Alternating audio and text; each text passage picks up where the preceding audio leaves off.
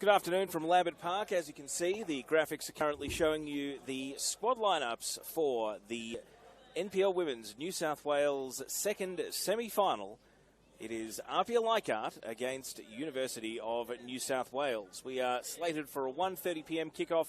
That'll probably be a few minutes later than scheduled, just because we did have extra time in the game that preceded this one.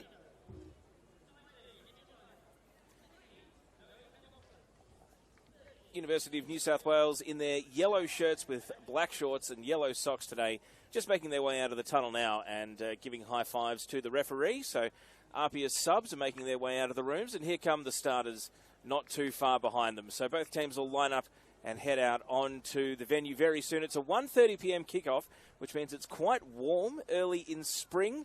And who will have the staying power to advance to the NPL Women's New South Wales Grand Final, where Bulls FC Academy are already laying in wait. They were 3-1 winners after extra time last night.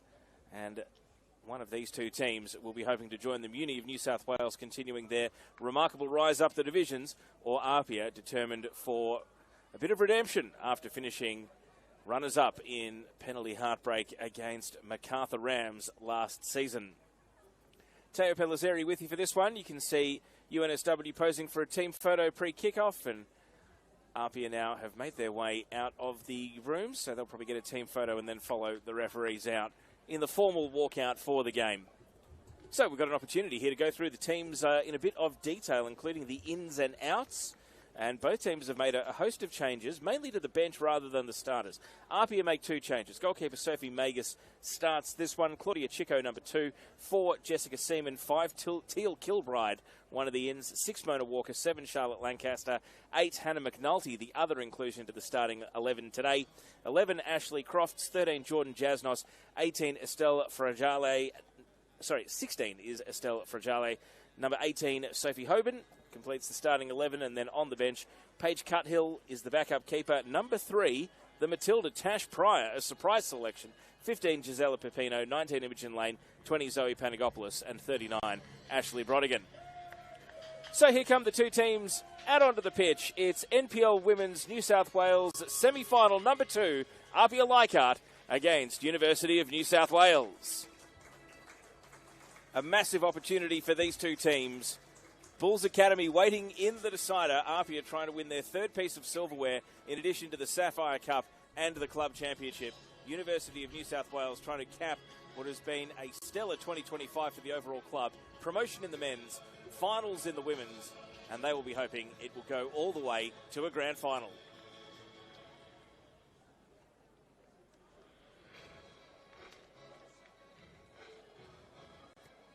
So we've heard the APIA lineup. Let's go to University of New South Wales. 21 is their goalkeeper, Sarah Langman. 4, Aya Yamahata.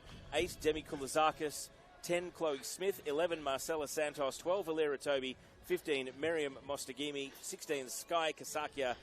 17 is Angelique Christodoulou. 19, Trudy Camilleri. And 56, Jasmine Limon.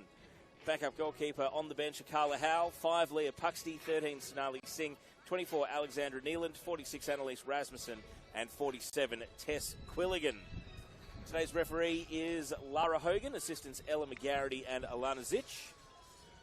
And recapping the changes for the two teams from their round 26 lineups. For APIA Leichhardt, into the starters come Teal Kilbride and Hannah McNulty, and added to the bench Tash Pryor, Zoe Panagopoulos and Ashley Brodigan, while Alyssa Rose is out suspended due to being red-carded in the final home and away game. For University of New South Wales, Marcella Santos comes in after missing round 26. An overhauled bench, Sonali Singh has moved out of the starters onto the bench, while Leah Puxty and Annalise Rasmussen are added to the stubs. It means that Alyssa Walsh, Isabella Stinziani and Daniela Nakari are all omitted from the substitutes bench. So these two teams have met twice in the home and away this season. First time around in March, it was APIA winning 2-1. And that came with a stoppage time winner from Brindley Gentle. And then in the most recent meeting, University of New South Wales in June won 3-1 at the Village Green. And they were 3-0 up at the 29-minute mark. They blasted APIA in the first half an hour. And it is worth noting that in the 4 meetings between these teams in the last 2 seasons, UNSW have scored in the first 5 minutes in 3 of them. So they are great late finishers. They have scored 89th minute or later to win their last 4 games. But they have also scored in the first 5 minutes head-to-head of 3 of the 4 meetings against APIA. So first 5 minutes will be all important here for APIA to keep it tight. They played for the premiership last weekend and lost. Now they play for a spot in the grand final. Haven't seen too many faces from the Bulls Academy team in the venue here at Lambert Park. No doubt anyone who's not here will be watching on the stream, waiting to find out who will be joining them in the grand final at Kogarah in a week from yesterday. Alira Toby has good scoring record against APIA Leichhardt head-to-head. Scored a double in August of last year and also scored in March of last year. So 3 goals against APIA in her recent history. She's holding the ball here ready to take kickoff along with Demi Koulazakis. And for those of you not overly familiar with the competition, it's UNSW in the yellow and black and APIA Leichhardt in the maroon and blue. And it will be UNSW taking kickoff, attacking the right of your screens in the first half.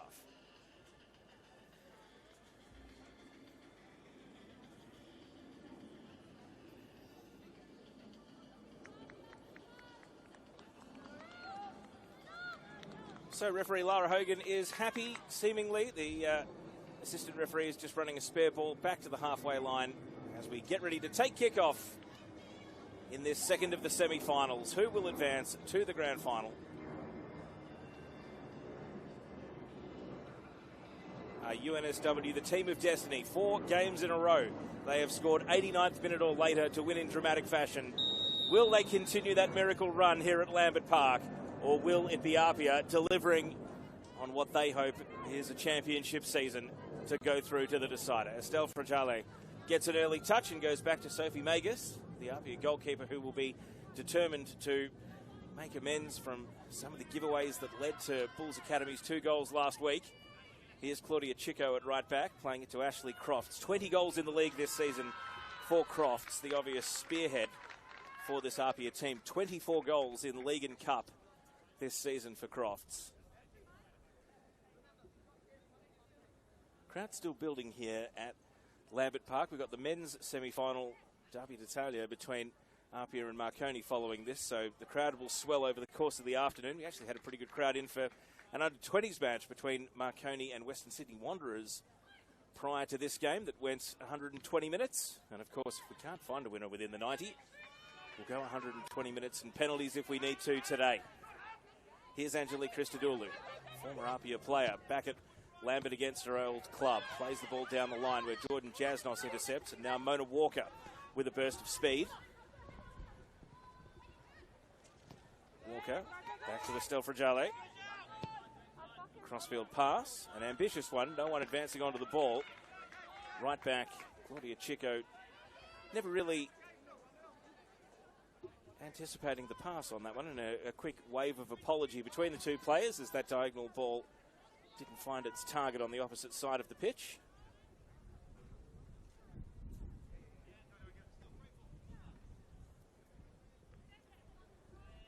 Demi Koulazakis with a touch, loses out to Sophie Hoban. Hoban, who's been in outstanding form for APIA during the winter. Jordan Jasnos now waits for the run of Charlotte Lancaster, drags Mariam Mostagimi over to the right side of defence as UNSW would see it, and it's very easily seen over the line for an early goal kick. And Sarah Langman, mid-season arrival at UNSW after the A-League season concluded. It's moved Akala Howell to the bench. Stephanie Grimbelos was a semi-regular starter in the first half of the season for UNSW, but the job is very much Langman's now. The reigning Ninja A-League goalkeeper of the year, winning the championship with the Mariners, now hoping to come back and do it at State League level. Switch of flanks over to the left side. Touch for UNSW, doesn't quite stick the way they would have hoped, moving it down the left-hand sideline.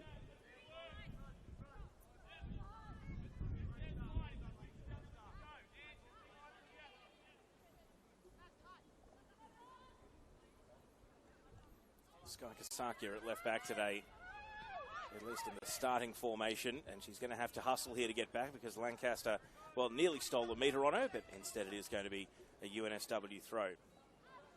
So the second time these two have played at Lambert. They did play here earlier in the season when Brindley Gentle, who's not even on the bench today, did score the winner in stoppage time. The season before that, it was actually at Valentine Sports Park. So UNSW not overly familiar with this venue, given that the squad turnover between 2024 and 25 has been pretty extensive.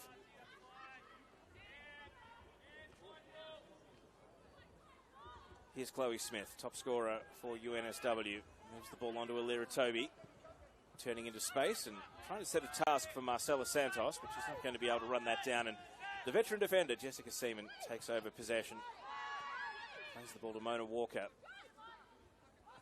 Very crowded central midfield, and Walker tried to find a gap where there wasn't one. Santos intercepted. And now forward moves Trudy Camilleri, and she's able to draw a free kick here from Hannah McNulty. And so it's a long-range free kick just inside the attacking half for UNSW. Camilleri, just the 3 goals in the league this season, but the veteran presence, plenty of leadership, and when she has popped up for goals, they've been important. Remember her match winner last time I saw UNSW behind the microphone was at the Village Green against the Northern Tigers, a 81st minute winner. One of 7 times they've scored 80th minute or later this season. Header away by Walker. As the ball tumbles on, Hoban can try to drive. Camilleri has done really well to make a presence. However, loses out to McNulty. And now the ball is played into the path of Ashley Crofts. And Crofts on a tight angle is going to try to square it. Didn't back herself on the angle there. And Aya Yamahata is able to clear for UNSW. Physical work from Chico, bowling over Smith in midfield, but play continues. Trying to hustle down the right sideline is Fragale, and it's cleared away by Kasakia. Well, that was a good chance for Crofts, but maybe caught in 2 minds between shooting on the tight angle and playing it into the middle.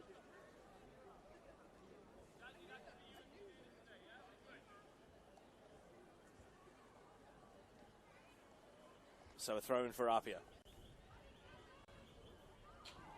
Jasmine Lamont got the first touch, and it is eventually cleared away.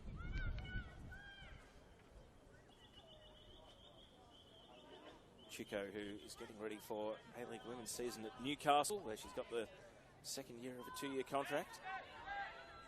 A number of these other players, though, still dreaming of using this stage to make the leap up to the National League.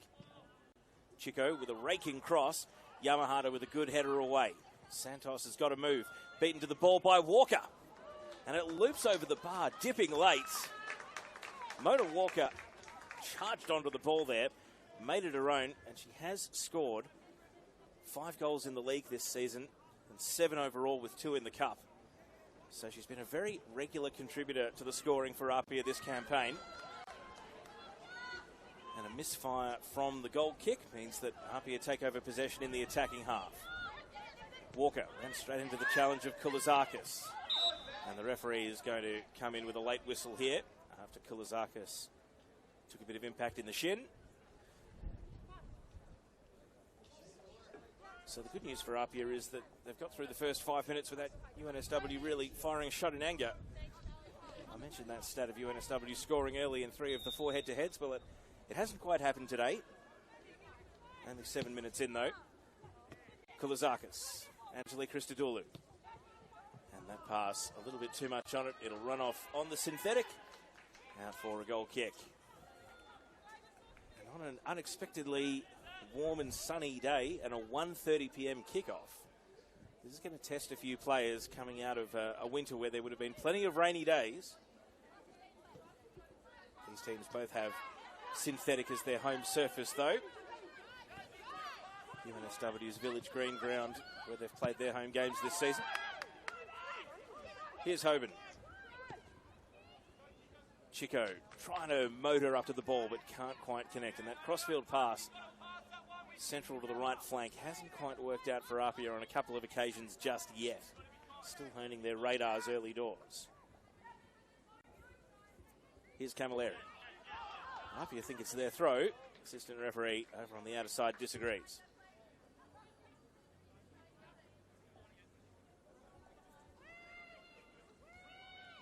Chico's header. Chloe Smith. Crofts. Only Lancaster to aim for, but it's a perfect pass. Lancaster, 1-0 to APIA. A beautifully measured pass from Ashley Crofts, and Charlotte Lancaster did the rest. A left-footed finish puts the home side in front in this semi-final. League goal number 6 of the campaign for the New Zealander. And in between two defenders, that pass from the right flank could not have been better measured, and Lancaster had the whole goal to aim for, put it into the bottom right corner as she saw it, and it's all smiles for Charlotte Lancaster and APIA as they lead early in the game, just the 9th minute.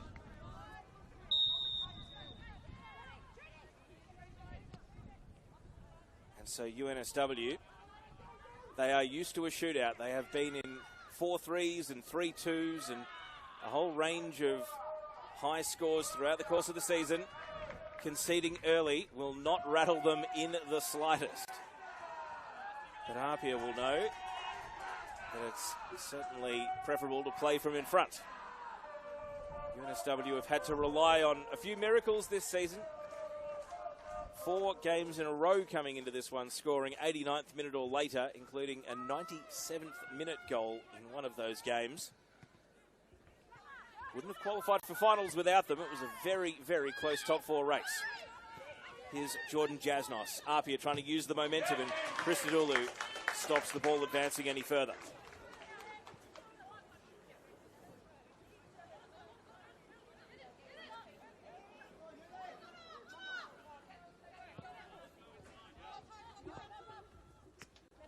Will the early goal change how APIA play as well? That's another thing to consider.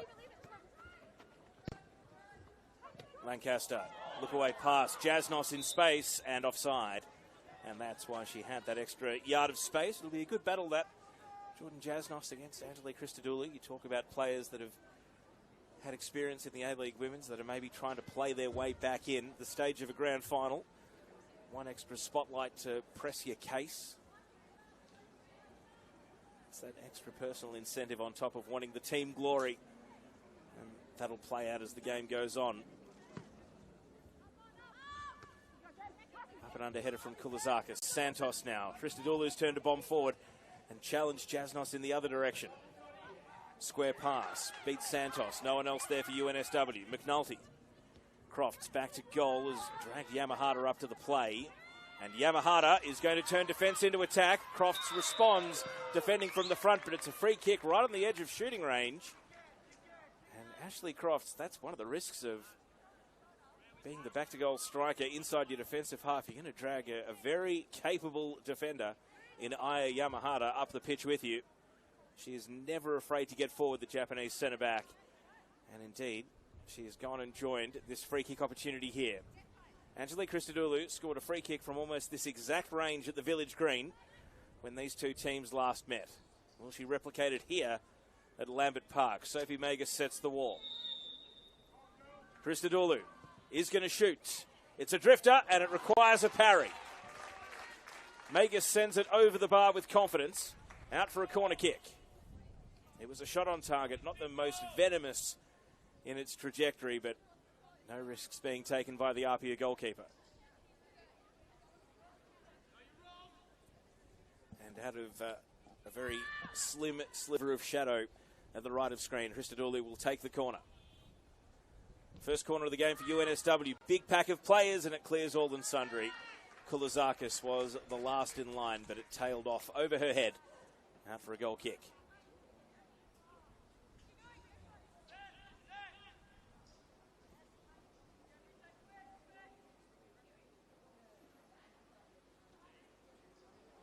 So, short goal kick to restart for APIA Leichhardt. Walker, long ball. Mostagimi wins a show of strength against both Jasnos and Lancaster, standing her ground. However, the pass isn't able to match the effort.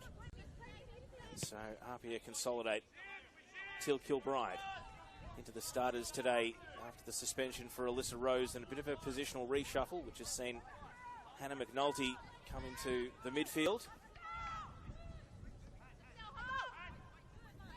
Jessica Seaman.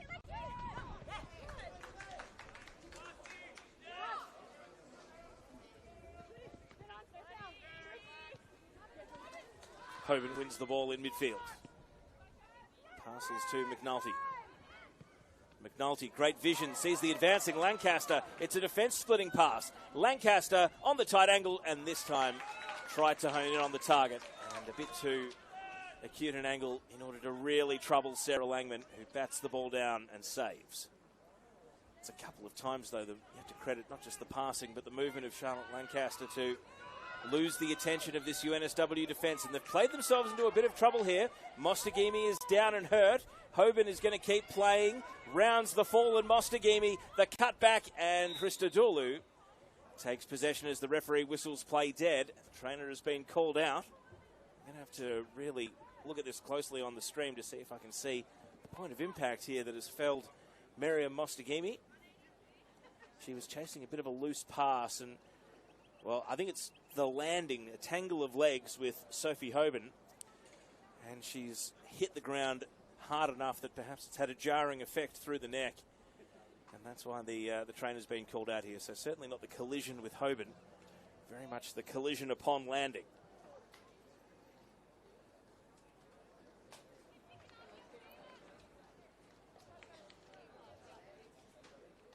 So UNSW have tried a host of players at centre-back this season. And the last thing they would want to do is be forced into an early change here. Not even a quarter of the 90 minutes ticked by. Miriam Mostagimi has been an ever-present throughout the course of the full season from February all the way until September. They do have some natural options on the bench, though. Leah Puxty in particular, who hasn't featured since the round 18 catch-up game for UNSW, so she's been out of the mix for some weeks, but was moving just fine during the warm-up, so maybe she'll be the one they call on here. Yep, she's actually up, warming up as we speak. Leah Puxty, the former Central Coast Mariner, who will be hoping to get renewed at the A-League Champions, if not find a different A-League women's gig for summer.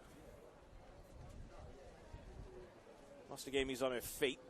Puxty's looking across from her current paces over on the sideline. What's the verdict going to be?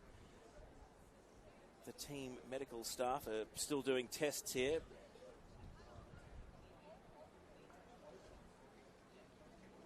Of course, if it's a concussion, that could have ramifications for next week too if UNSW were to advance, because it's only a 6-day break until the grand final. However, a thumbs up comes from the medic to the bench. And so that means Miriam Mostagimi should be okay to continue, and Leah Puxty can perhaps go and resume her seat on the bench and wait for the call later in the game. Watch this space for the UNSW centre-back.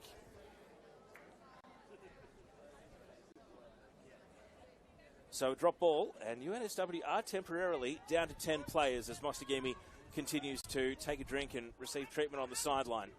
Kasakia plays the ball to Smith. Pass into the midfield is there to be won. Kulizakis loses out to Walker. Now McNulty. And good covering coming in from Smith to win the ball back. Mostagimi's back on the pitch, hopefully restored to full capacity. In the meantime, UNSW are on the move. Smith. Jasnos a quick head check to make sure she didn't have company. Now she does in Santos. Santos is going to catch her in possession. Well played, Marcela Santos. And now UNSW through Kulizakis. Switching out to Christodoulou. And Mona Walker, well, stripped of the ball. Well played by Christodoulou. Cross not able to match the tackle. Fragale leans into the header. Up comes Limon and Estelle Fragale. Trying to burst out of defence. Sends the ball to the left. Lancaster, great little touch around Mostagimi. Across comes Yamahata. Bravely going to ground on the synthetic with a perfectly timed slide challenge. And often the visiting fans here at Lambert Park do tend to congregate down in that corner a little bit closer to the entry. And you could hear a swell of applause as Yamahata went through with the slide tackle there.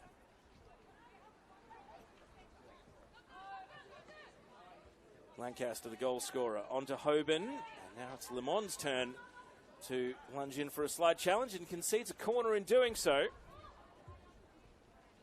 So this is a big test here for Miriam Mostagimi and the UNSW defence. An aerial situation where they don't quite have a player the same height as a Jessica Seaman or an Ashley Crofts.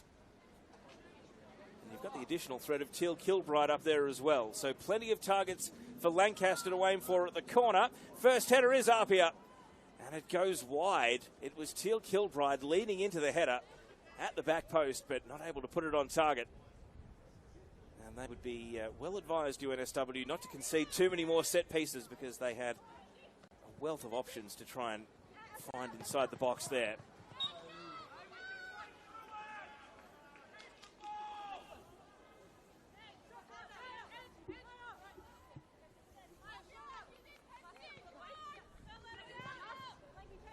Throw in here. Santos, Christodoulou. Fragale willed herself onto the ball.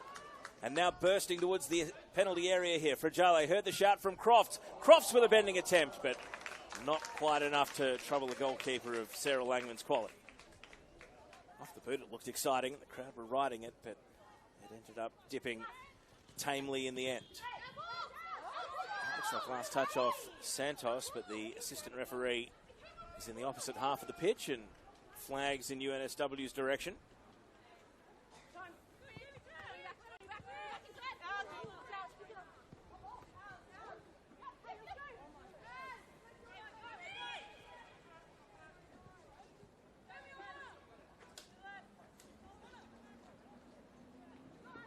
Yamahata.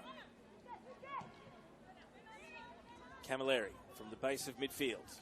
Kasakia tries to bend a pass for Smith, but Chico is all over it. And as Smith goes sliding out of the arena, Chico kept her feet. Mona Walker. McNulty. Chico, oh, that was a hot potato from McNulty, firing that pass at close range. Alira Toby's been starved of chances so far, and she's not going to get a look here with Jessica Seaman back in defence for APIA. Through comes Jasnos. Now Fragale.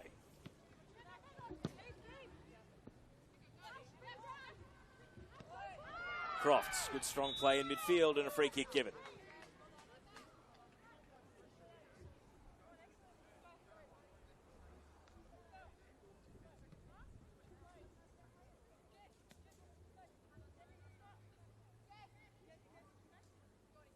Everything calms down a bit. APIA just taking a breath here with a midfield free kick. Seaman short to Walker. Hoban. Pocket picked by Camilleri. Alira Toby's got no support in the attacking half, though. The midfield sitting very, very deep. And Aya Yamahata is actually calling the defensive line to come up almost to halfway now, trying to compress the game. McNulty back to Fragale. Jessica Seaman.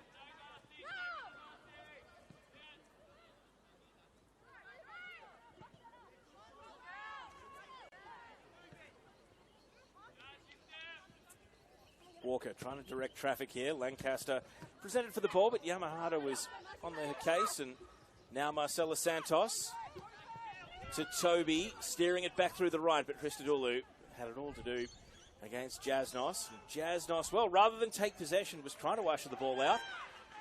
Ultimately did outfox Christodoulou in the end, but maybe a little fortunately. Walker passing to midfield. Fragale's got to go. Alira Toby trying to lead the press from the front. And the foul floors Estelle Fragale. Alira Toby arguing her case. She's just re-engaged with the game in the last couple of minutes, though. Had been really not part of any of the attacking build-up play for UNSW, and they need her involved, a player of her goal-scoring ability. Not her most prolific season, 3 in the league and 1 in the cup, but we know that on her day, she can be a top striker.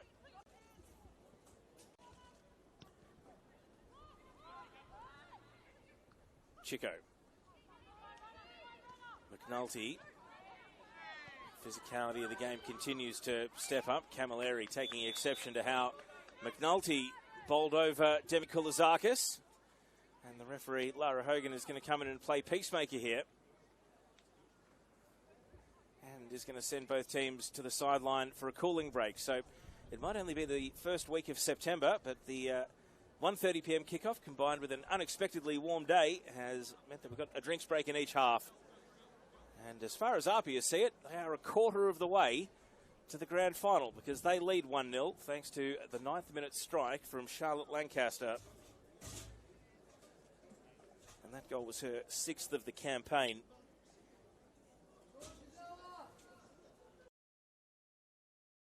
NSW with one shot from a free kick from Angelique Christodoulou, the best of their attacking attempts so far, which was parried over the bar by Sophie Magus.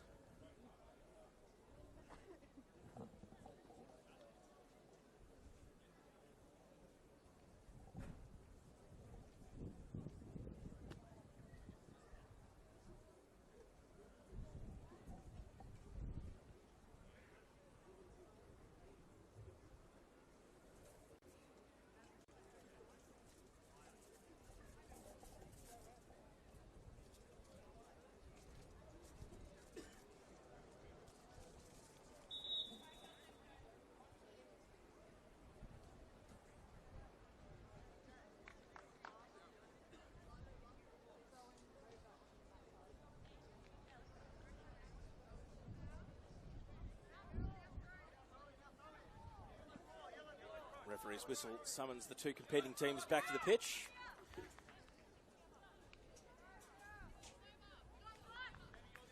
Will that little break help UNSW in their search for an equaliser?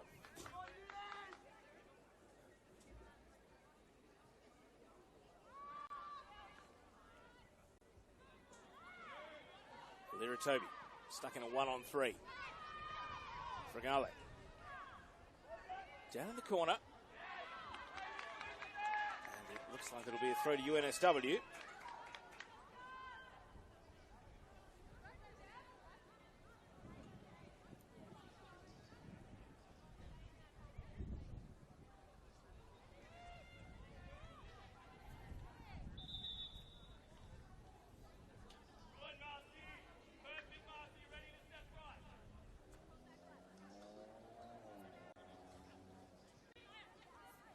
Yamahara. Limon. Throw in beyond Camilleri. Volleyed away by Kilbride. Hoban. Hoban plays a long ball. Lancaster chasing. Mostagimi. Shoulder to shoulder. Oh, the whistle goes. The referee sees the foul. Just when it looked like Lancaster may have done it all legally and stolen away with the ball.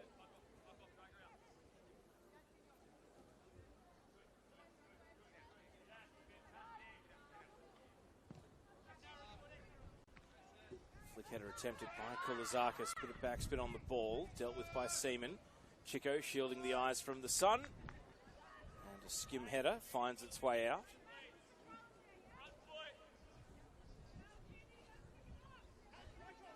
Kasakia's throw in. Santos working with Sky Kasakia. We are not letting them through at the moment.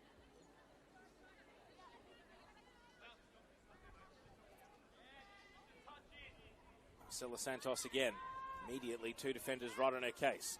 Help comes from Limon. Now Koulizakis. It's so crowded in that midfield.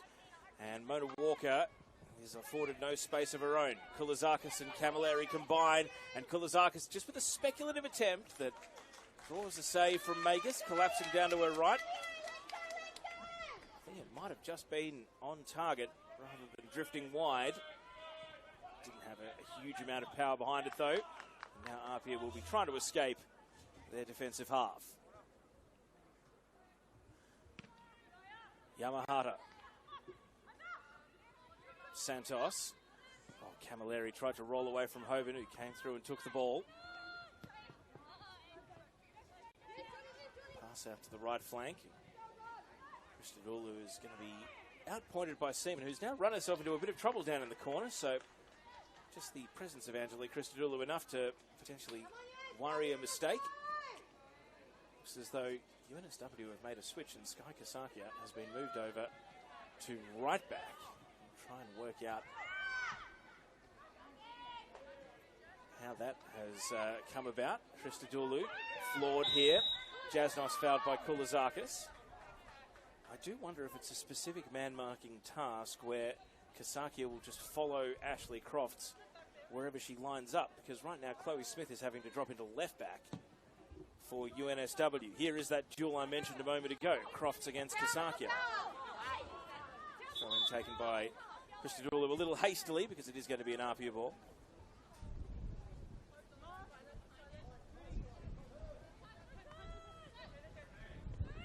Lancaster spins away from the UNSW midfield.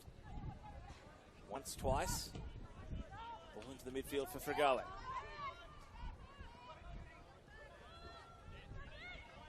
Kilbride, and now Chico. Cleared away by Yamahata.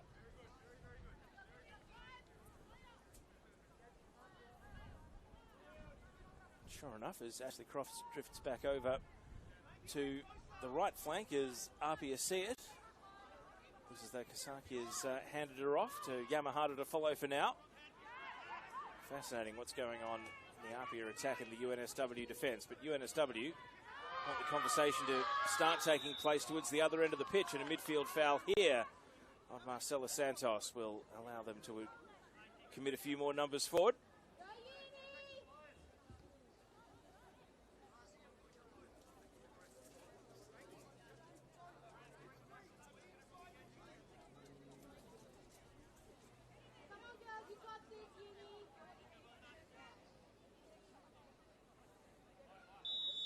So a free kick to be taken by Yamahata from just inside the attacking half. It'll drop at the edge of the box, and that'll be a very easy collect for Sophie Magus. So plenty of build-up for not much of a result.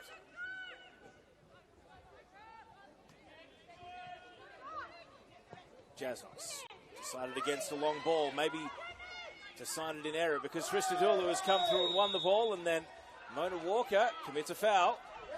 Christodoulou thinks it should be the first yellow of the game, but it's just going to be a telling off here from Lara Hogan.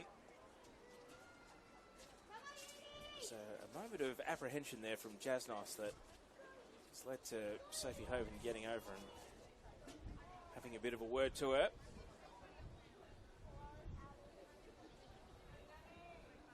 So just after the half-hour mark, we've now got a free kick for UNSW. They have looked most dangerous, at least so far today, over the dead ball. Let's see what Demi Koulazakis can produce. UNSW fans finding their voice in the crowd. Koulazakis, out-swinging free kick, up and under header from Crofts, not quite away. Yamahata will watch it, bounce out for a corner. So UNSW stay down at their attacking end.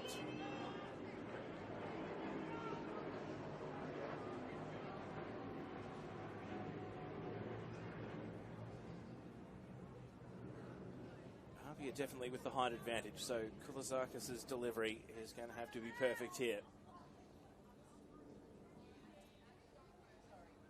Koulazakis right into the pack of players. Croft's first header, Yamahata went to ground. Second time ball is on, Koulazakis blazes away, and that will not quite find its way out on the opposite side of the pitch. Camilleri has chased it down, bends it back in, and on one bounce, it's a good confident claim at the near post by Magus.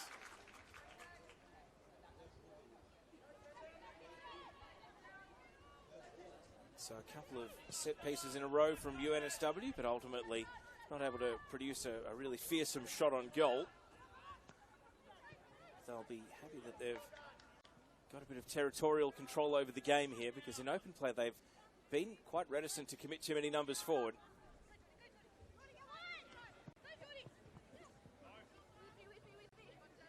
Hoban out of options in midfield. Fregale also trying to direct traffic, but APIA have run themselves into a bit of a jam, so their only option is to look to the width. Kilbride to Chico. takes on Chloe Smith, and as the ball hugs the line, Chico has pulled it off. And so she's been able to advance right down level with the penalty box and win a throw in.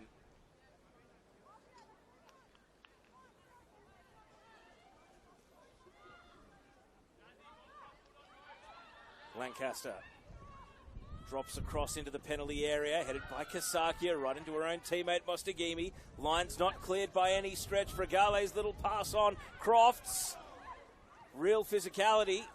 No one goes to ground. McNulty, big block by Lemon. That was crucial. Bodies in the road, and now Camilleri is able to draw a foul. You can hear UNSW firing up. Trudy Camilleri is really telling off the referee too. They've had a war of words in this first half, the veteran and the young ref. And the referee, I think, refusing to be told how to referee the game here, but Camilleri's definitely had her 2 cents.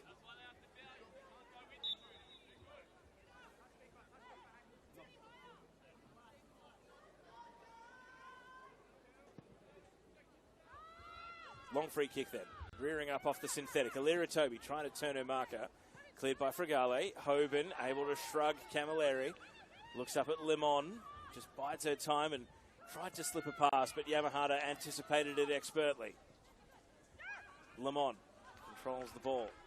Out to the left side of defence. Smith.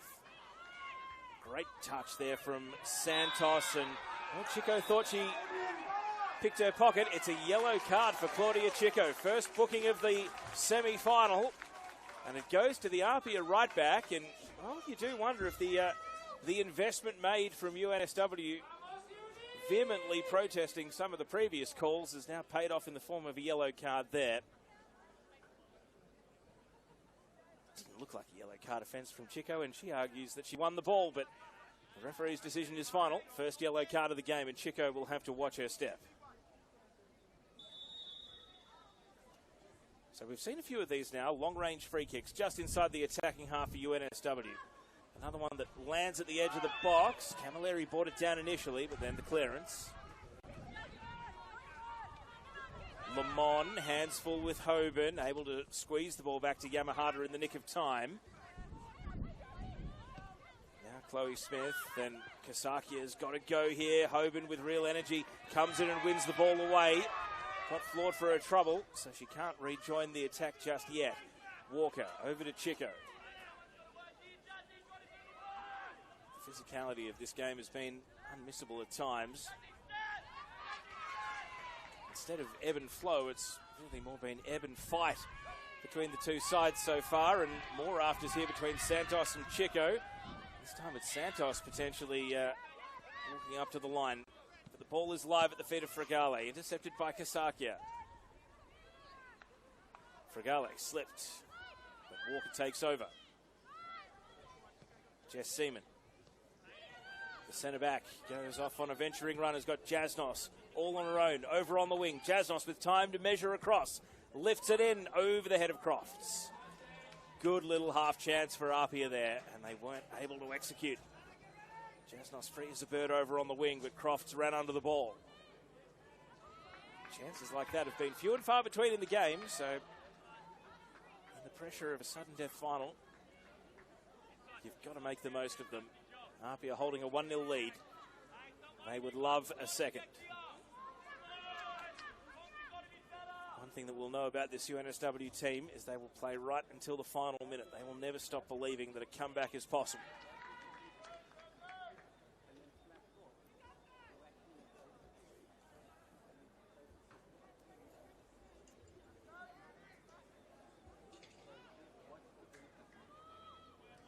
Bouncing throw in to Crofts. Working with Hoban from the right. Attempts to swing the ball in, and you see the little bank of fans there in the wooden stand. Able to field the ball and return it to Charlotte Lancaster for a corner kick here.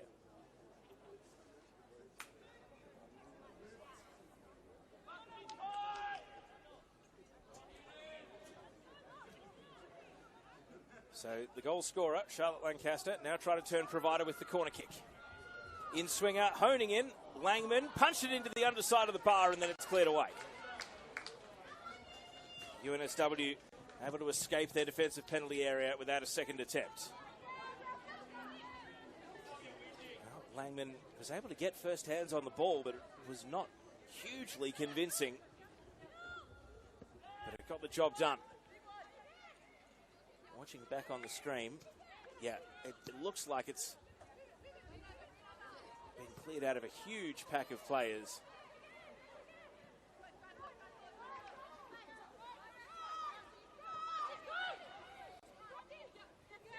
Jess Seaman, left-footed pass, intercepted by Christodoulou. Battle for the ball. Christodoulou comes through onto Toby. McNulty. Toby got a foot in, but McNulty held her ground. Plays it back to Makis. APIA can recalibrate here at the centre of defence. Again, we haven't really seen any pressing from UNSW so far. Mostagimi against Crofts.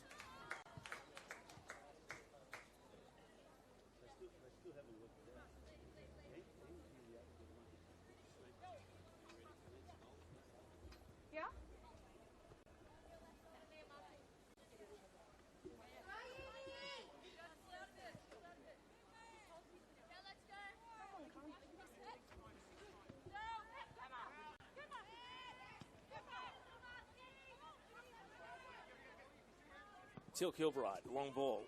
Hannah McNulty trying to roll Yamahata and does so. Crofts at the edge of the box, trying to get the feet right for the shot. It allowed Mostagimi to get goal side. And with backspin on the ball, clubby spin, well, in trying to avoid conceding the corner, has given it straight to Chico. Chico blazes across into the box. Mostagimi's header away. McNulty still got a player down here for UNSW, and their bench is shouting to put it out. And the referee, well, the ball was heading out, but the referee still whistled play dead instead. And that was the result of the big collision there between Chloe Smith, who was in her desperation to avoid conceding a corner, didn't realise she'd played the ball straight to Claudia Chico, and then has gone in for the 50-50 and definitely come out second best.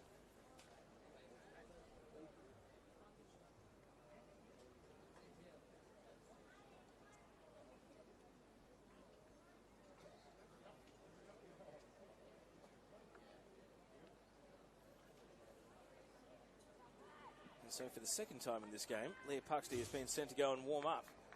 40-minute mark now, closer to half-time.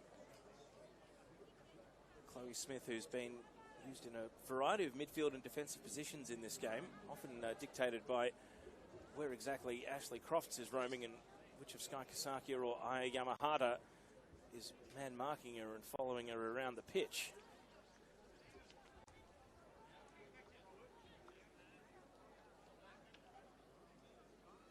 Smith is now walking under her own steam. She's been the goal-scoring hero for UNSW this season. 13 in the league, 1 in the cup. Almost double the next highest goal scorer, Haya Yamahata.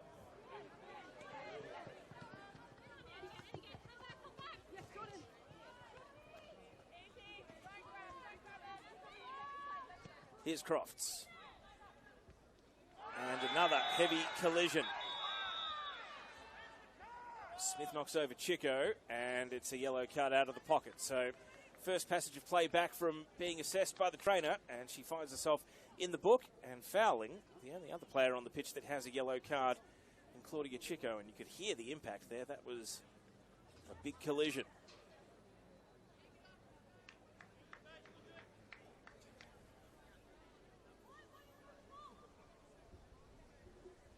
So a long-range free kick for APIA. Charlotte Lancaster over the ball. Jess Seaman has got forward, as has Teal Kilbride. So both the centre-backs are up. Can Lancaster pick out an APIA target? Crofts was the hope. Yamahata rose to the ball. Santos against Hoban.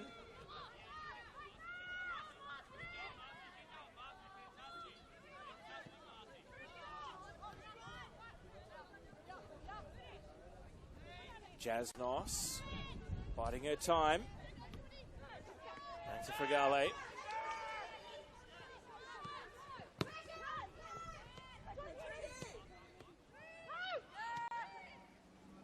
APIA didn't like like any passes ahead of the ball there, and so they've been forced to go all the way back to their goalkeeper, Sophie Magus. We're into the last 2 minutes of regulation in this half, but no fourth official, so it'll be up to the referee to determine how many minutes of stoppage we account for with a couple of the trainer calls that we've had.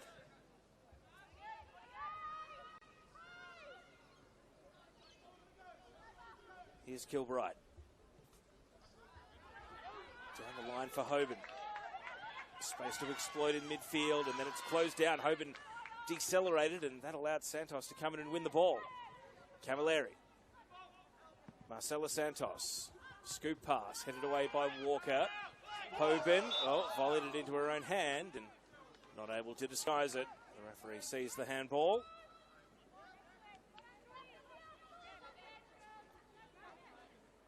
So UNSW can show us what they've learnt on the run here, because this is probably the 5th or 6th free kick we've seen, somewhere between the halfway line and 10 metres from halfway. So all of them too far out for a direct shot on goal, but all of them have been more hopefully than expectantly lobbed to the edge of the penalty area. Can Christodoulou change all that?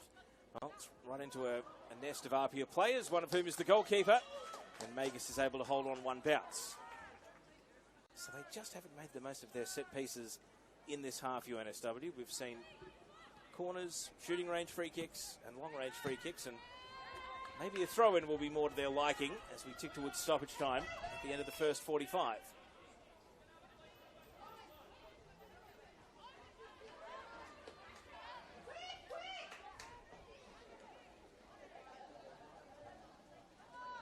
Christodoulou. Here's Camilleri. Holding off Hoban. Hoban back in. Camilleri, blind turn, finds Koulazakis. Good challenge from Seaman. Took the ball, and Jasnos clears away. UNSW trying to put the clamps on, though. Numbers committed forward. Marcela Santos. Smith. That pass. Misfire at the edge of the box. It allows Walker to head away. Christodoulou. Hoban challenging. Lemon, well, playing the pass out to where Christodoulou would have loved to have been running, and the referee's whistle is going to bring everyone back. And so it will be a stoppage time free kick here for UNSW right at the end of the first half.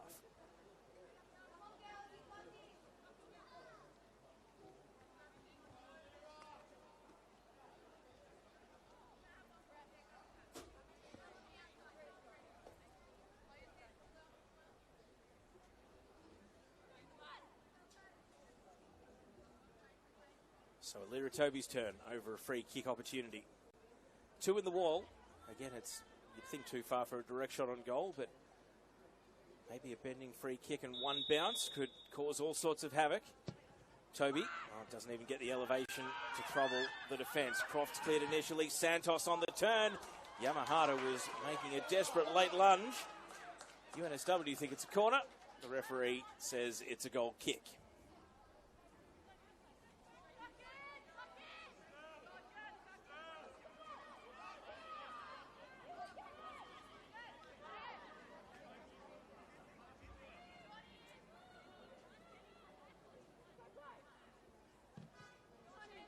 Magus' goal kick, brought down by Christodoulou. UNSW not done attacking in this half. Oh, but they are on this phase of play. Here comes Walker, bursting through midfield. Tries to roll it in front of Crofts. First time shot saved away by Langman. Sarah Langman with a huge save. Lancaster onto the loose ball. Connects the 1-2. Yamahata slide challenge. No risk of giving away a penalty. Yamahata timed it well. Koulazakis. Bit of end-to-end to finish the first half here. Crofts is going to be flagged offside this time. But she's had a big moment there, Ashley Crofts. Fired first time, just got the run spot on, and neither UNSW defender that she was bisecting there made a play at the ball, and so Crofts said, all right, well, if you won't, I will. Here's a slip from Seaman, a missed clearance. Smith. And Kilbride through with physicality. And doing so really well. It's a goal kick. Last touch off Chloe Smith.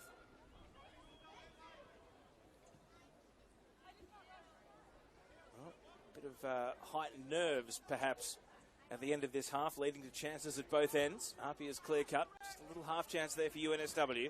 We've had 3 additional minutes played already.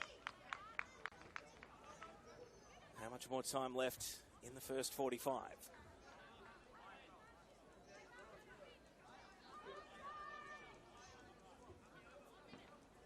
Yamahata takes the throw in. Alira Toby creates a bit of space. Christodoulou chasing the ball out to the right sideline. Jasnos for company. Back to Camilleri. Now Kasakia right into the number on the back of Sophie Hoban. Throw in taken quickly. Camilleri. And, well, either a cross or a shot in the end. It just explodes off the boots, out for a goal kick. And that'll take us to 4 completed minutes of stoppage at the end of this first half.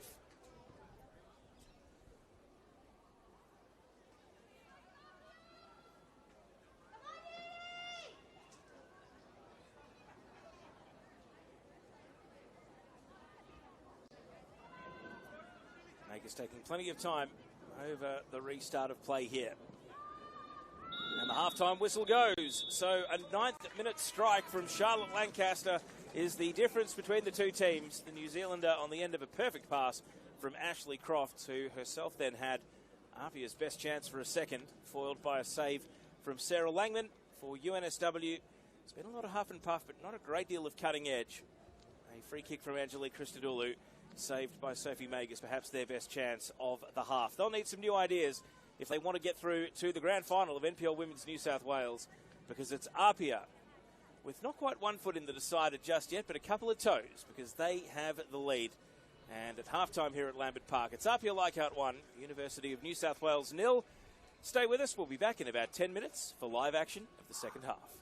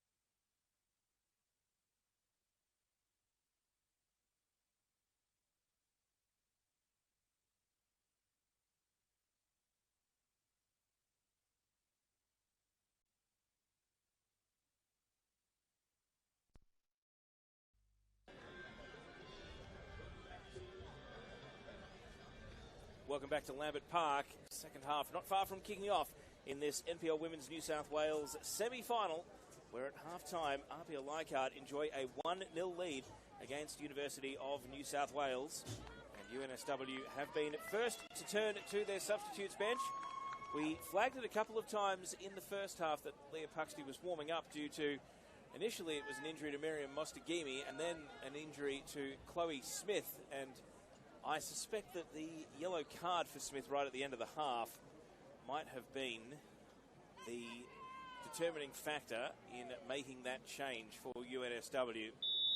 We're underway at the start of the second at 45. Charlotte Lancaster's 9th minute goal, the only one of the game so far, and the sub Puxty gets an early touch coming off the bench for Chloe Smith here at the start of the second at 45.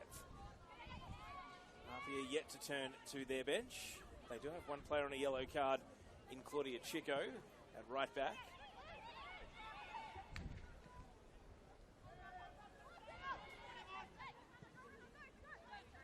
So UNSW looking for a lot more creativity and a lot more clear-cut chances in this second 45 as they chase the game.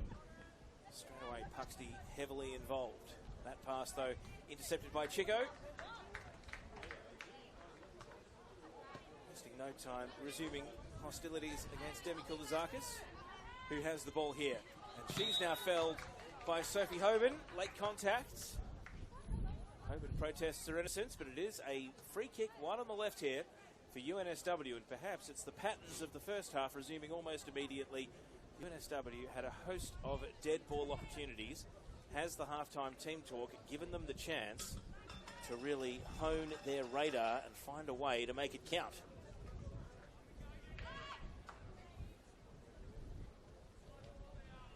It's going to be Trudy Camilleri. Sophie Magus is shielding her eyes from the sun here, so that could be a factor as well. Camilleri lifts the free kick across the edge of the penalty area over the head of Yamahata, and then a driving clearance from Teal Kilbride. Jordan Jasnos is going to run this down and turn defence into attack. Not quite. Sky Kasakia, the covering defender back, who puts it out for a throw-in.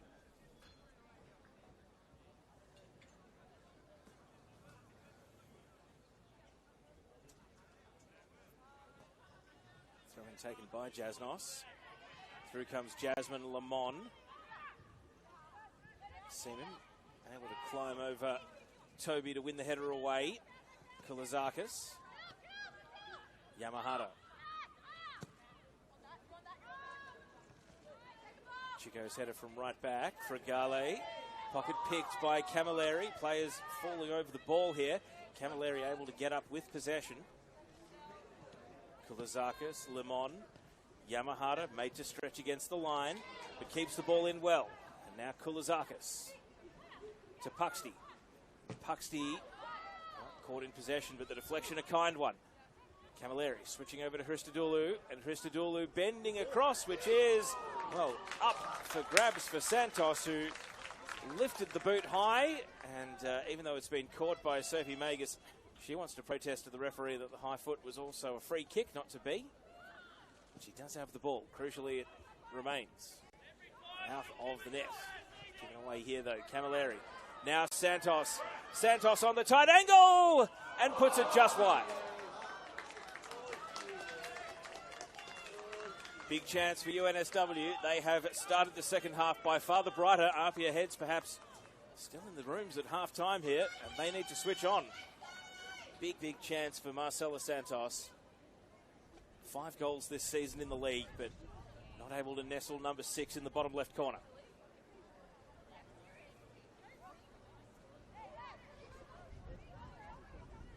You do wonder, as they chase this game, what minute that they might start taking a few risks and move Yamahata out of centre back into midfield or even further up the pitch. Given her ability on the ball, she's valuable wherever you put her.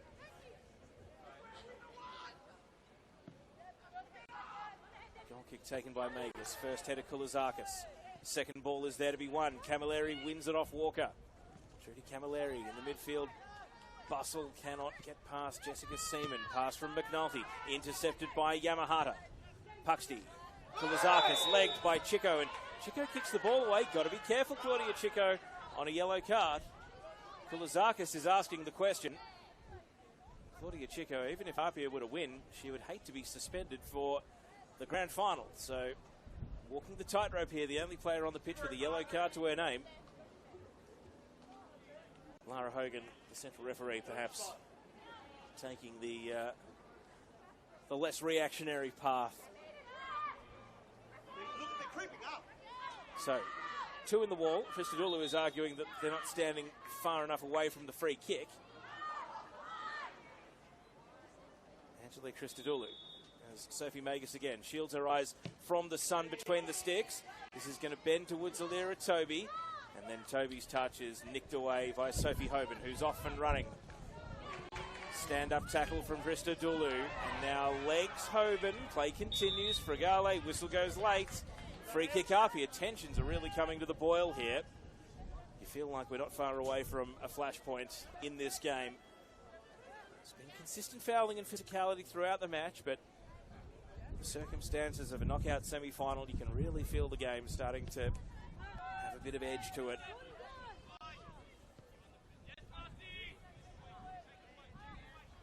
Jess Seaman, pass to no one in particular, swept upon by Sky Kasakia. Camilleri sets Marcela Santos away. Able to run the ball down on the sideline. And then great defending from Walker. Doesn't let Santos past. Christodoulou slipping as she made the tackle on Walker, and the end result was a throw in.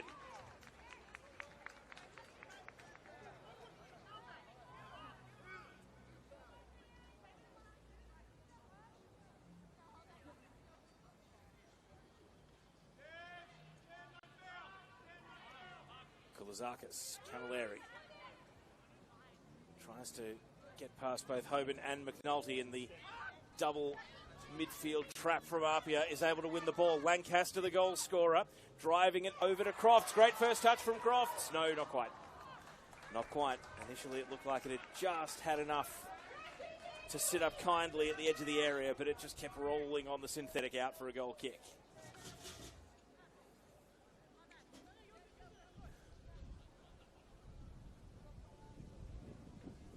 So as the shadows start to creep out across Lambert Park, almost the entire penalty area now in shadow for the end that APIA are attacking in this second half, while it's still shielding the eyes territory for Sophie Magus down at the end. New South Wales are attacking. Fragale. Good 1-2 with Jasnos.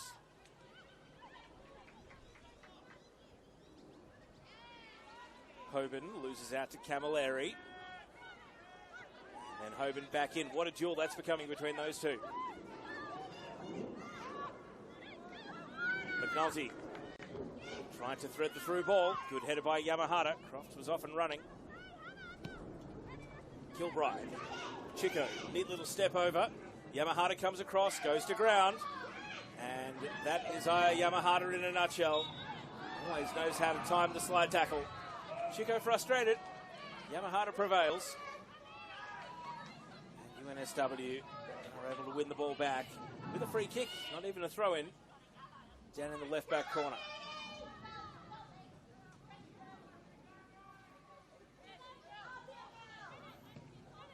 Yamahata's pass finds Camilleri. Oh, the APIA midfield switched off there, and now Camilleri can send the ball to Christodoulou. Christodoulou, a task for Santos, who's not going to be able to run it down against Jasnos here. And Jasnos trying to use her left-footedness to twist that ball along the sideline, but it still finds its way out.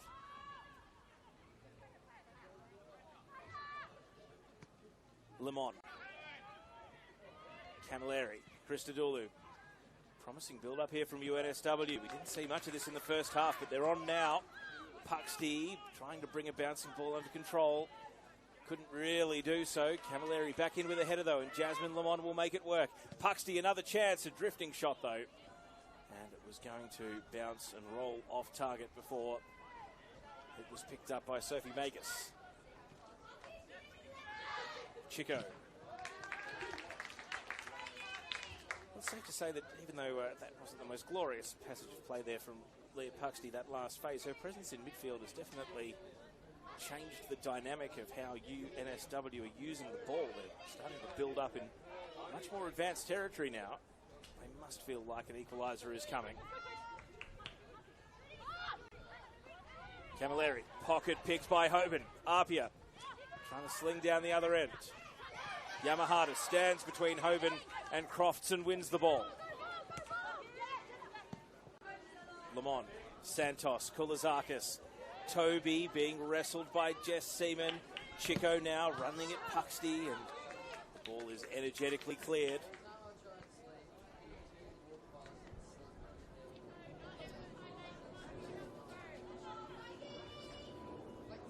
Chico down the line. Yamahata. Back to Miriam Mostagimi. He's barely had an issue since that knock in the first half, Mostagimi, which is good news. She continues to play the game. Always a slip from Christodoulou who opens the door for McNulty. And then McNulty's pass, well, blocked initially by Sky Kasakia, and then the follow-up was to an offside Charlotte Lancaster. So it would have been alert there for Angelique Christodoulou as she lost her footing. We've seen a few players do that. The pitch was watered pre-game. They do water the synthetic here at Lambert Park. They didn't water it at half-time, though. I suspect it will get another spray from the sprinklers before the men's game that follows this one.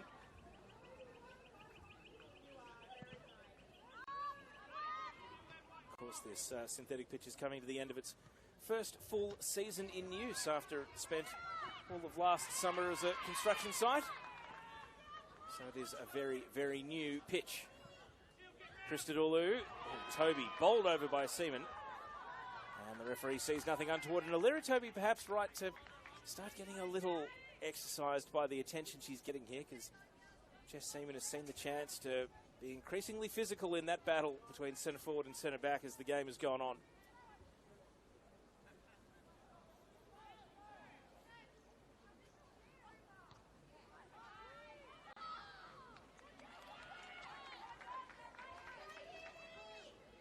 Throw in taken by Koulizakis.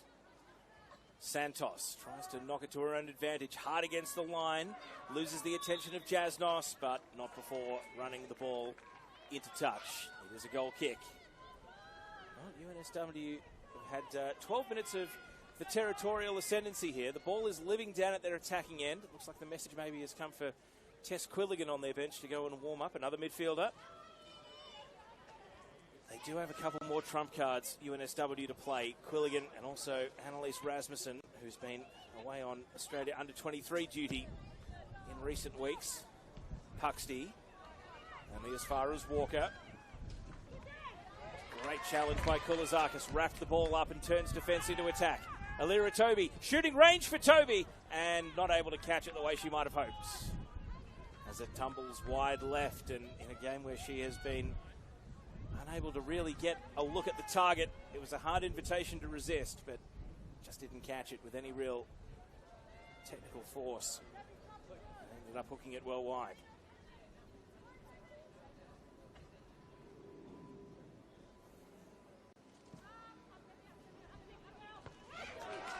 Solid header by Koulizakis. Jess Seaman shields her eyes from the sun. Header is only going as far as Marcela Santos. Lamont, Camilleri, Christodoulou, wide over on the right. Santos. Christodoulou again.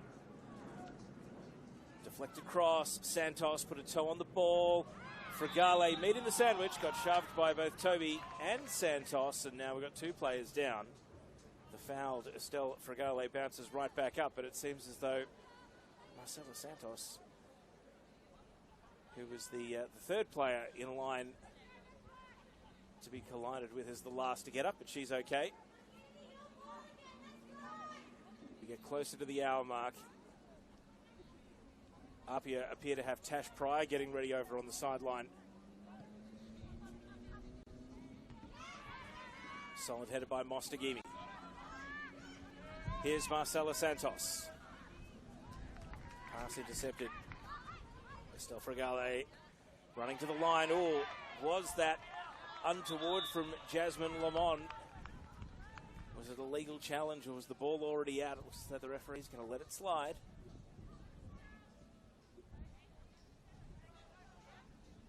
So the hour mark just 30 seconds away. Looks like Tess Quilligan is going to be the player that UNSW call upon for a bit more midfield legs. And Tash Pryor. What a moment this is. The capped Matilda coming on for her first minutes of the season. And she replaces Hannah McNulty. You would assume Pryor is stepping into centre back. Mona Walker might take up a more advanced position in midfield. It looks as though Pryor has been brought on to play as a number 6 in defensive midfield in front of Jessica Seaman and Teal Kilbride. So we haven't seen Pryor all season. She's obviously been registered to APIA and on the books in order for them to bring her into this situation. She comes on with her team defending a 1-0 lead. Dancing on the sideline is Santos into the near post, cleared away from Koulazakis. Kilbride was marking her tightly. Walker loses possession and the referee didn't see a foul, and then a little dinked pass from Alira Toby can't connect with Camilleri. Again, the ball living down at UNSW's end. It's teasing them. They just can't put a meaningful strike on goal though. Magus tries to lift a clearance. Puxty jumping in front of Hoban. Deflects the ball to Yamahata. Camilleri. Back to Mostagimi. Langman confident to come up out of the penalty area and join the passing move. Christodoulou down the line. And the ball is knocked away from her and out.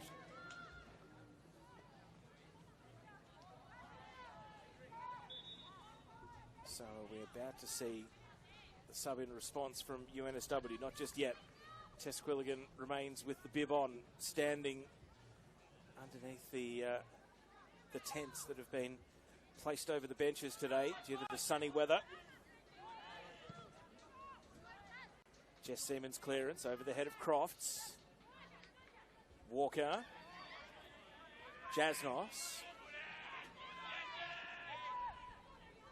Jasnos sends the ball all the way back to the centre of defence and Teal Kilbride. Switching to Chico. Chico to Tash Pryor. Here she is. Pryor out to the right side. Walker and, whoa, we nearly get our first touch up here in the turret as the ball is driven out for a throw-in.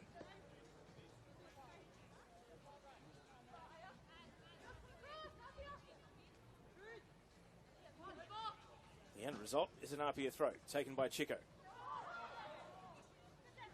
Lamont. Puxty found Camilleri. Santos bides her time taking possession. That's because she's looking for Christodoulou over on the right side of midfield. Kosaki has got to be careful with Crofts lurking. Jasnos comes in to win the ball away for APIA. And now it's trying to launch in the other direction. Jasnos just knocking a pass out in front of Crofts. It's not going to have the juice to get over the line though. Mostagimi. Christodoulou. Ash Brodigan, the latest player, now up on her feet for APIA, and it looks as though Annalise Rasmussen is also waiting in the wings here for UNSW. So as time starts to become their enemy, they're going to bring out all of the remaining options that they had on the bench. Pryor. Fragale.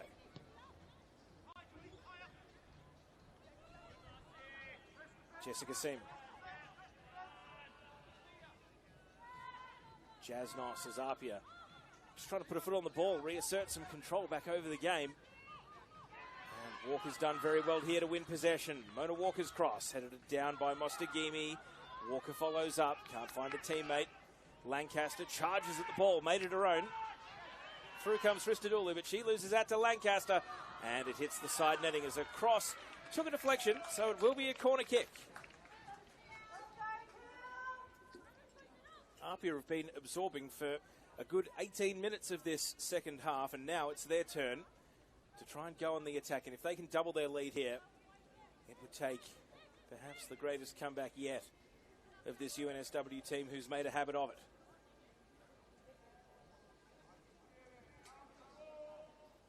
So here's the corner from Charlotte Lancaster, and that one never playable. It just bed straight out for a goal kick. So the subs and activity over on the sideline will ensue. Alira Toby's number is up, and she'll be replaced here by Annalise Rasmussen. And Tess Quilligan is the other face, but who is making way? Rasmussen, just the one goal this season, obviously had to wait until the end of A-League season to come and start playing NPL, and then no sooner had she arrived, she was off to represent the Australia under-23s. And it's Trudy Camilleri who's put her heart and soul into this game, but she leaves at the 66-minute mark and is replaced by Tess Quilligan, another of the Central Coast Mariners players that won the A-League back in May. So can they make the difference here as UNSW chase the game?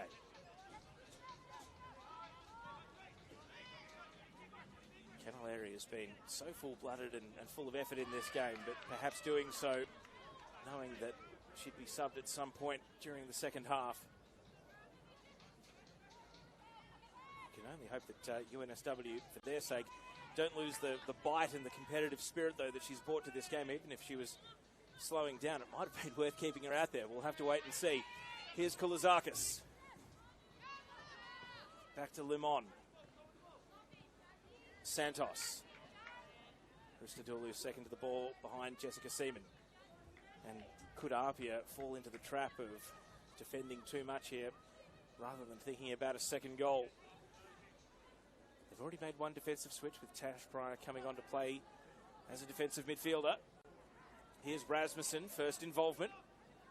She's a tall, loping striker that can build a head of steam, but no space to run into here. Jasnos stops her, wins the ball away.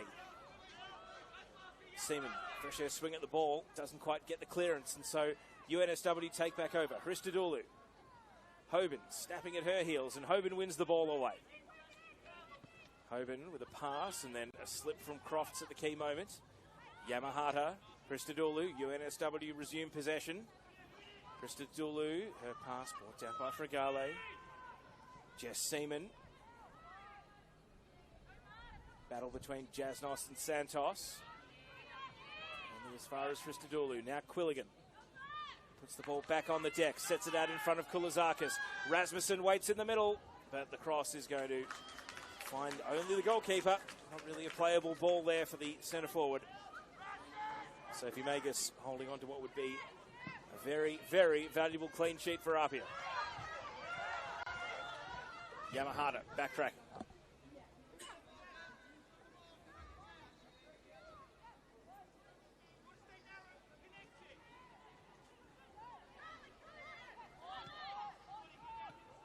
Quilligan slipped.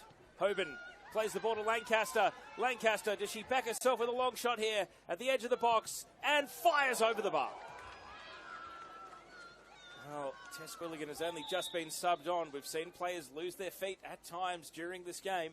The referee is going to bring everyone in for the second drinks break. We had one in the first half. We'll have one here. It's almost like a three-quarter time interval for the two coaches to issue a tactical briefing here. Feels like it's come at a perfect time for both teams, really. APIA going to pull up the handbrake and settle for 1-0. And what do UNSW have left to chase the game with? By the time they come back out of this huddle, it'll be the 70-minute mark and 20 minutes of regulation to go. APIA's remaining subs on the bench. Gisela Pepino, who's popped up with a couple of handy goals in recent weeks. Imogen Lane, who can play in defence. Zoe Panagopoulos, the young midfielder. And Ashley Brodigan, the striker, who we might see when APIA decide that contain and counter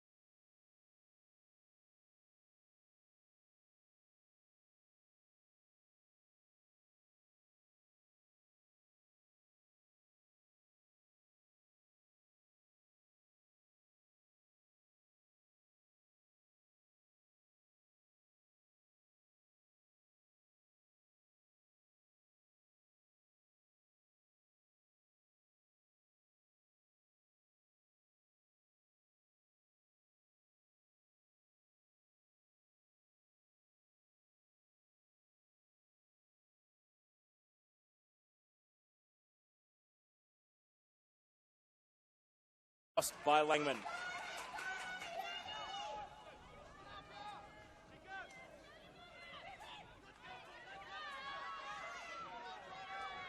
Marcelo Santos being challenged by Jordan Jasnos. Hoban, Quilligan nicks the ball away, and the ball deflects out. It looks as though Ash Brodigan is going to come on here. APIA looking for fresh legs in attack. Apologies to those of you who may have just rejoined us with pictures resuming. It is 2-0 to APIA. Sophie Hoban with a close range header after a corner kick. You'll see it in the highlights package. And we've just seen Mona Walker leave the game subbed out. Replaced here by Ashley Brodigan. So a bit of positional reshuffling following.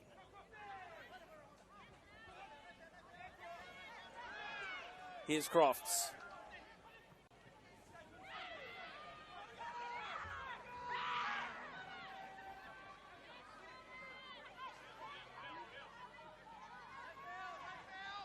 Jasnos still pressuring, challenging Santos.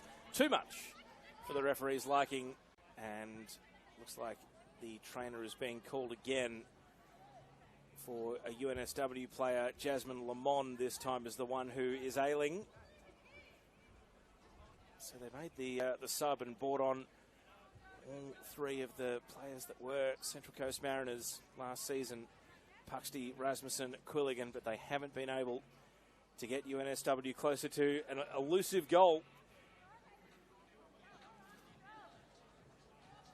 This team has had miracles in them for the last month, but the problem is that one of the players responsible for it, Chloe Smith, is now off the pitch, subbed at half-time. And this looks really troubling here for Jasmine Lemon.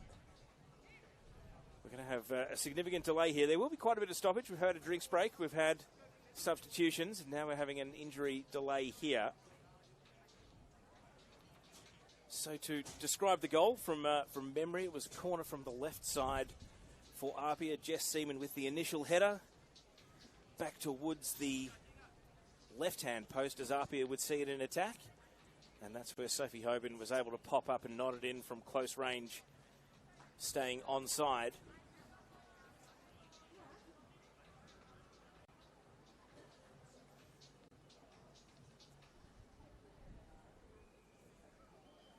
And it hasn't been a classic by any means, this game. It's just APIA have had the goal-scoring touch when needed on a couple of occasions. And they now find themselves in this enviable position for all of the territory, for all of the effort that UNSW have put in. They just haven't challenged Sophie Magus in the APIA goal or set up and created the chances in a way that would be suggestive that a goal was inevitable. For the first 10 minutes of the second half, they were definitely on top, but they weren't able to turn that into what at times was feeling like they were meandering rather than roaring towards a goal. And now they're potentially looking at a forced change here for Jasmine Lamont. Their remaining subs on the bench are Sonali Singh and Alexandra Neeland. Neither player has taken off the substitutes bib just yet. And this is a significant delay. We could be looking at 7 or 8 minutes of stoppage time here as Jasmine Lamont nurses her right arm, from what I can see, as she walks to the bench.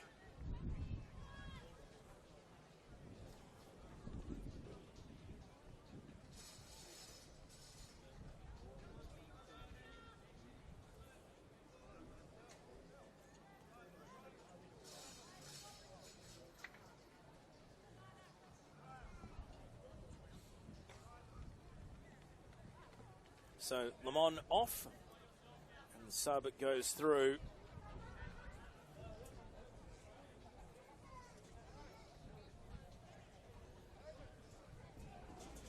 Definitely not a planned change. Sonali Singh is into the game. What can she help try to contribute here? 2 goals this season. Would love nothing more than number 3 to give UNSW hope of a comeback.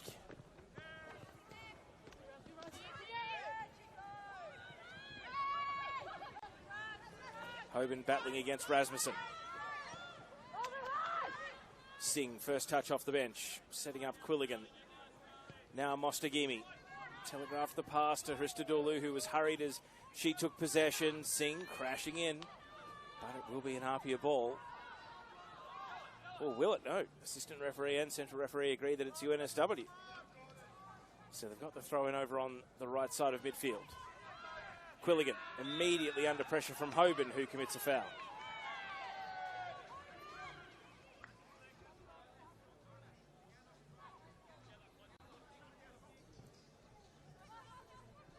Bouncing ball up to Rasmussen.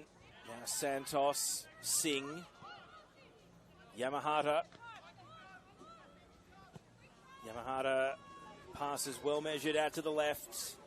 Puxty, well, loaded up a first-time cross, and Claudia Chico has been winded by the impact of getting it right in the side. Yamahata lifts in across.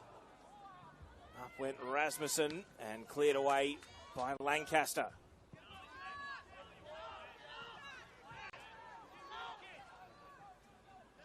Kasakia nods it back to Langman.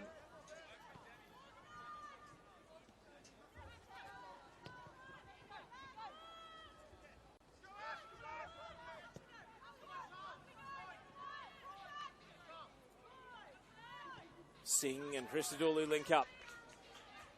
Christodoulou, Rasmussen, Quilligan. This is where it's broken down though for UNSW. Edge of the box and not able to turn possession into a shot on goal. And again, Jessica Seaman and the APIA defence continue to stand tall.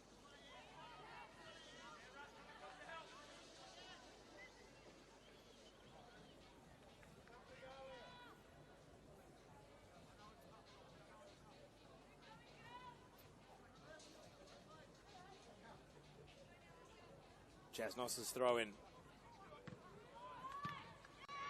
An exchange of volleys. Yamahata. Kulizakis. Singh. Goes back to Yamahata.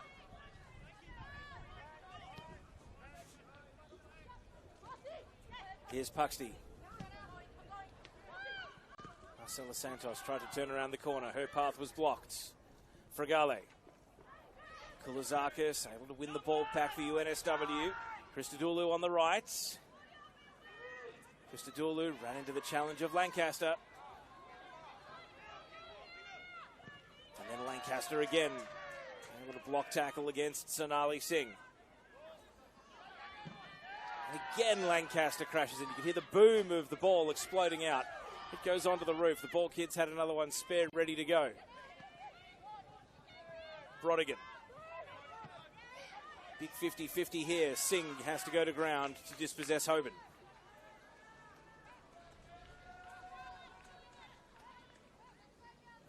Jasmine Lamont is now being taken down to the room. She's received further treatment and has that arm in a sling. So a sad ending to not just her afternoon, but it looks like it's going to be her season here because UNSW need 2 goals. And they're starting to get towards the time where for the last month they've found them.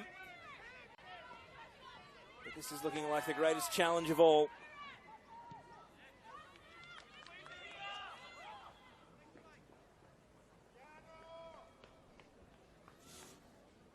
Jessica Seaman has taken a seat here, but as the referee comes over to have a word, it doesn't appear to be something that's going to require the trainer to come out.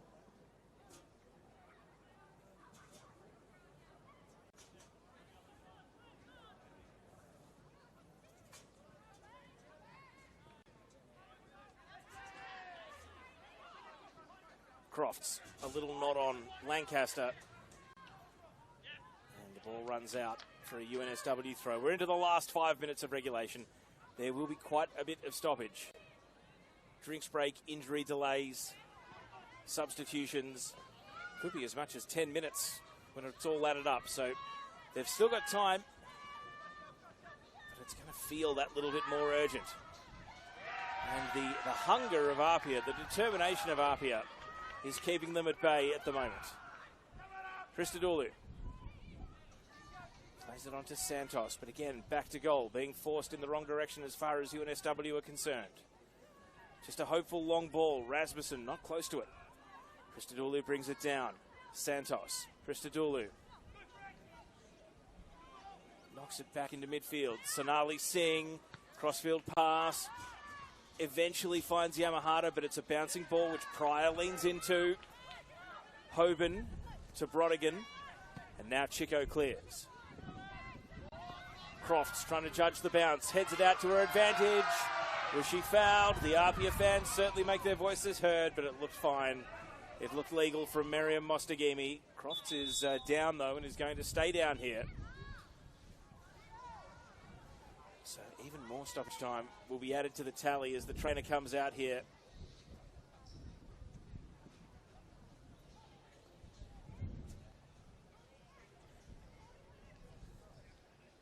Having another look, it didn't look like a particularly heavy landing from Crofts, but let's wait and see what the trainer assesses, if anything. Referee's right on the scene.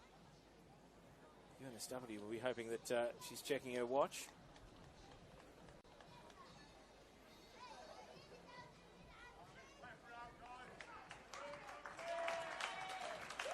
So Crofts is back up. Doesn't appear to have been much more than a conversation with the trainer rather than any actual treatment, but she's going to walk to the sidelines here.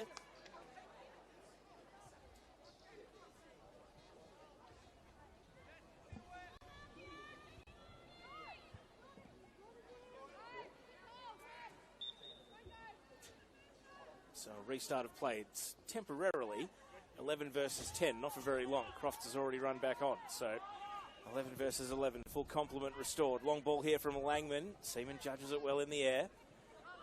Bouncing past Singh. Yamahata. Santos, Quilligan.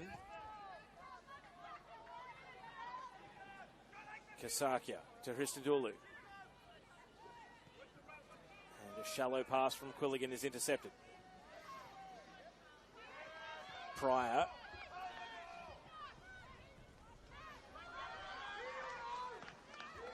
And APIA happy to retain the ball. Jessica Seaman. Jasnos, hard foul. Quilligan has floored Jasnos here. No thoughts of going into the referee's book, but Jasnos has now been floored.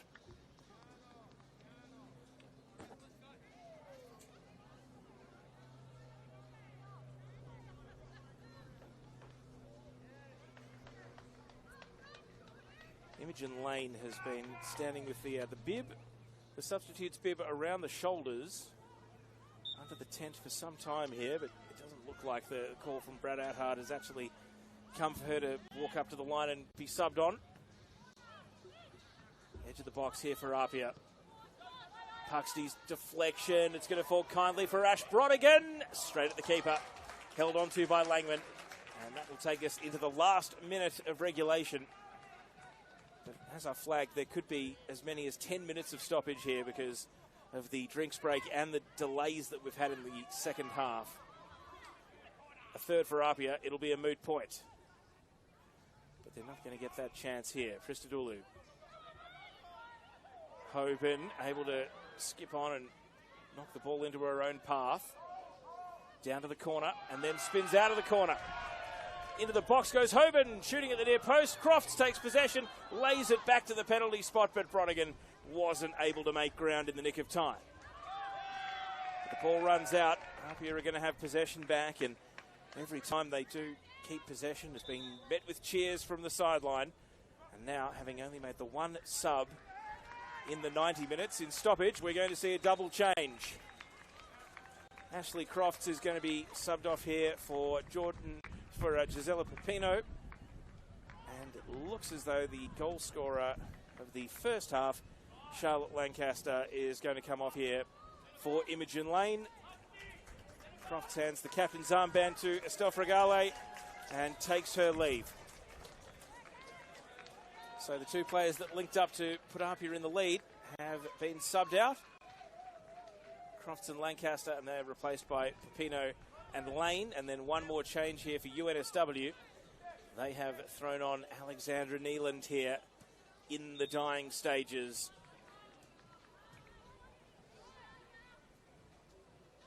Didn't quite see who came to the bench, but I think it is Sky Kasakia who has made way from left back to come off for the number 24, Neeland. So do a quick scan around the pitch. Yep, I think it's Kasakia who's made way. So just stoppage time for the last of the UNSW subs. It has been a good season from them to climb into the finals, but unless they produce their biggest miracle yet, it's going to end here at Lambert Park in the semis.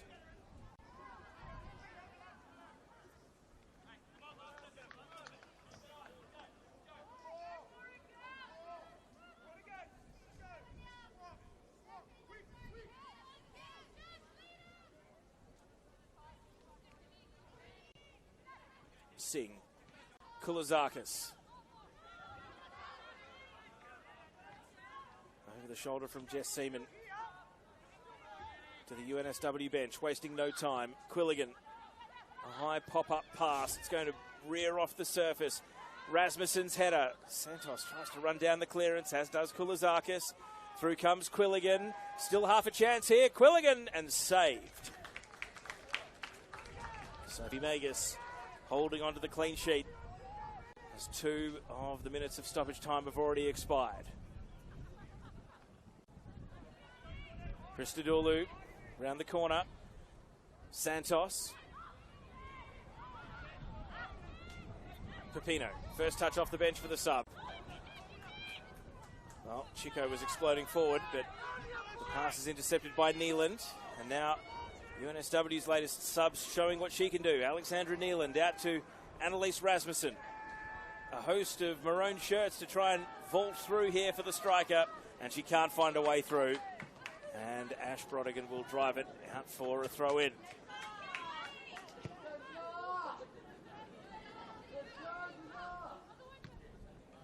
Neeland, Rasmussen, Yamahata, Santos off the shoulder.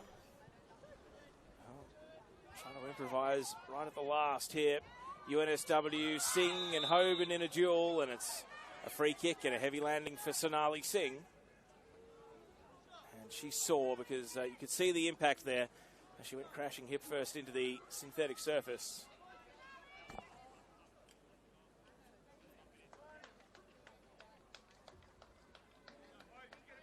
So Sonali Singh knows there's no time to waste. Gets herself back up. Miriam Mostagimi. It's been the story of UNSW's day. These long-range free kicks that they've dropped at the edge of the box and haven't been able to do much with. Will it finally come off at the end of the day? Jessica Seaman standing tall and then bombs away from Tess Quilligan. That volley high, wide and out for a goal kick.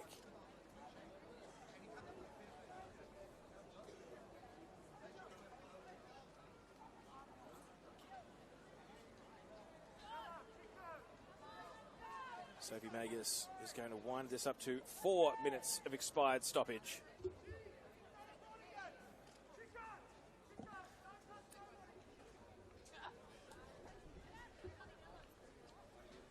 Magus. Header from Neeland is going to slide on. Bouncing to Kulizakis. Kilbride clears it for a throw.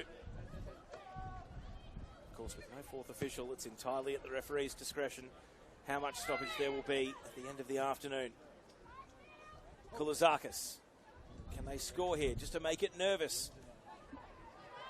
Jessica Seaman's having none of it. Clears away. Chico's been thrown forward here.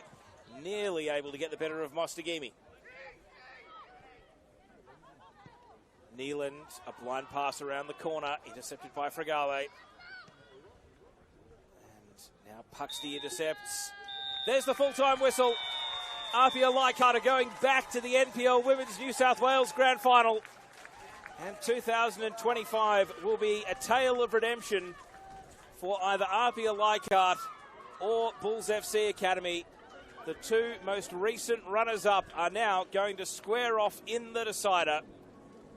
And APIA have punched their ticket with a goal in each half. 2-0 here at Lambert Park. 9th minute from Charlotte Lancaster, and then midway through the second half, a header from Sophie Hoban.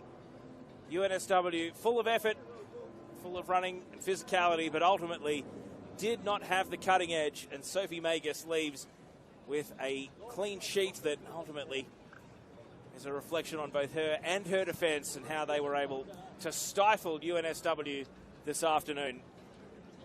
And APIA, having won the Sapphire Cup and the Club Championship, they will take on Bulls Academy, who won the Premiership in the grand final. They'll either have 2 trophies each, or APIA will win 3 of the 4 on offer.